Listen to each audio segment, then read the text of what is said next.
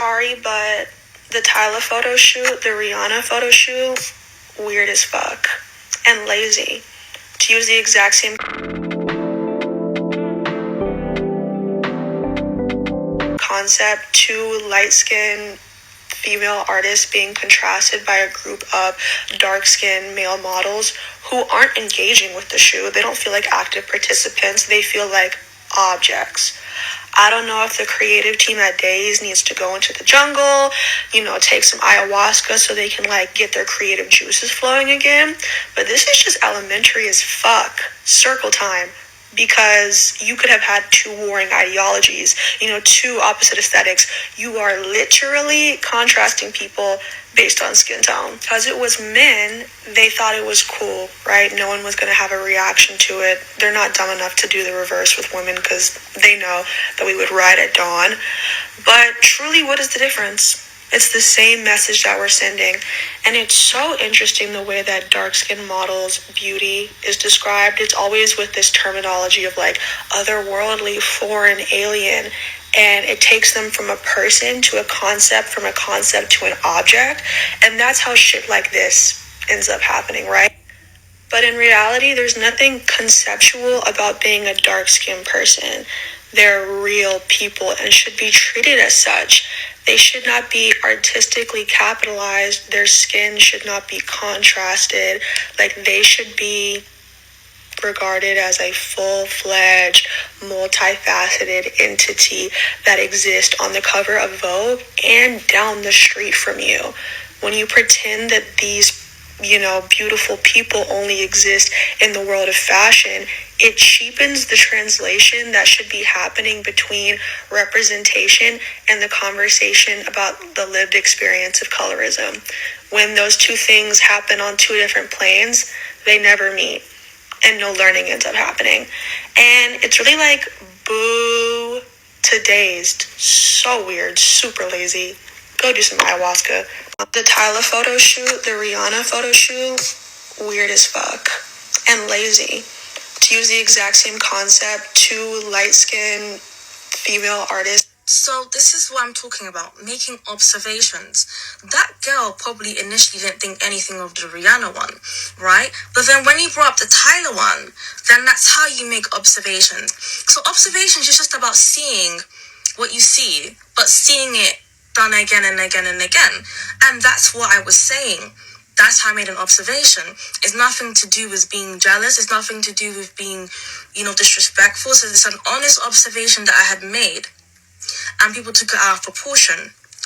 Now people kind of see what I'm saying. I can tell people kind of see what I was saying. Did we say things differently? Probably yes. However, the point was still there. This is what I felt. It's more imperative for you to listen to the whole video before you even make a statement. It's more about objectifying Black people, which then makes it harder for people to see us as a people than it does to do with Tyla and Rihanna.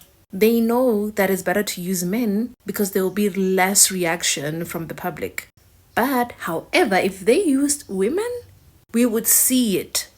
In fact, if it was a mixed men in the middle of two dark-skinned Black women, what would that simplify to you? Because for me, I really do not understand how this become a mess in general. I did not know that Rihanna was mixed racially.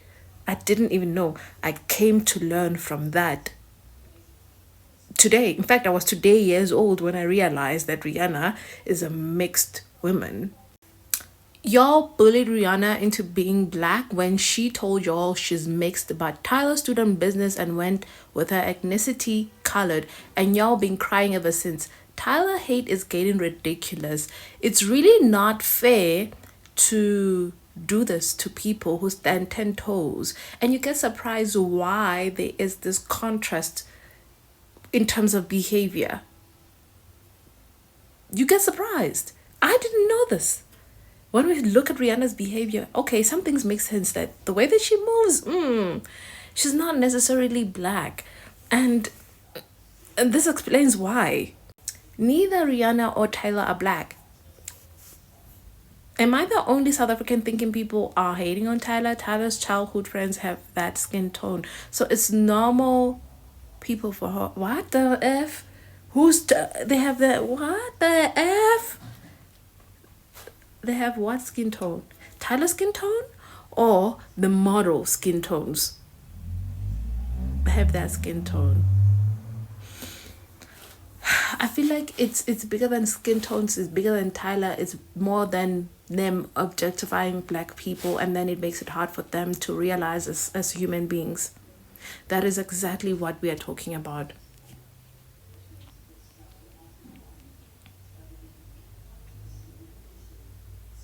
If Tyla is black, then all Mexican are black. Tyla is Tyla and Rihanna is Rihanna. Y'all are just weird, messy people. In South Africa, no one thinks Tyla is light skinned. Y'all need to get a life and blame the magazine and leave Tyla alone. Tyla isn't black. Tyla is colored though. Y'all made your point. They were upset. Now they're upset about Tyla's shoot. They sue dark skinned people as props, not as everyday black people. They sue dark skinned people as props, not as everyday people. And that's exactly what I'm saying, that they don't see us as people.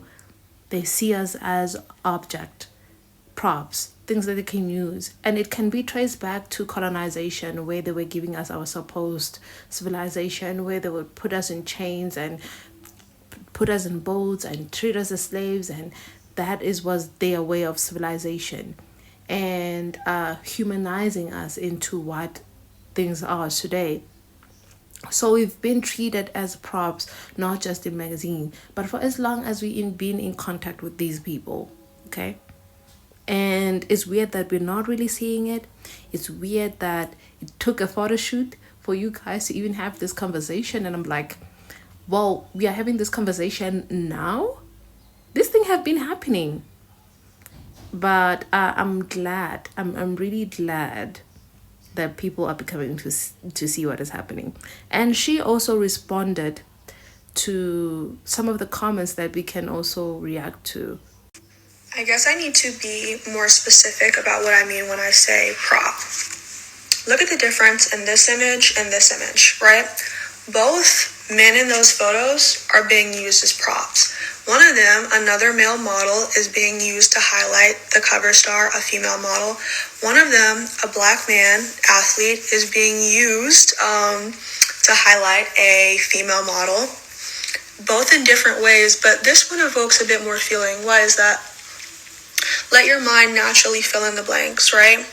That's because you're a person in America. You've been inundated with enough media to naturally see the tropes that are happening in this picture. And it's the same feeling that people felt when they saw those two photo shoots. It's almost like what is understood doesn't need to be explained. Of course, there will always be nuances. I don't think either Tyla or Rihanna were responsible for what ended up going down on that shoot that day. At the end of the day, they're there to be photographed and interviewed. They're not in charge of the creative direction of the shoot. But everyone on that set who works in the fashion industry, they felt the same things, maybe looking at that photo as you did, and they were like, but it's cool. I think this is the exact point that I'm trying to make, though. When dark-skinned black men could be regarded as art, but not as people, there's a problem, and there's a gap in the conversation that we're clearly not having. You know what I mean? Like, if something is artistic or conceptual, it lives on this existential plane, but these are actual people. And obviously, yeah, this is art, this is a magazine, but like I said, it's not translating to an evolution in treatment, in conversation. Personally, I would rather be regarded as a full person than as a piece of art. But that's just me. Where do we even draw the line? Do we even see war as art? Where do we then say, okay, we need to stop? Because it seems like we throw around everything and objectify everything to make it look like art. Where do we then draw the line? Is it people who are slaved and trafficked, them screaming and you taking pictures? Do we even call that art? Like, where do we draw the line? It's bigger than just Rihanna and Tyla. It's where do we draw the line as people in terms of art? And in which direction or which length are we willing to go for art.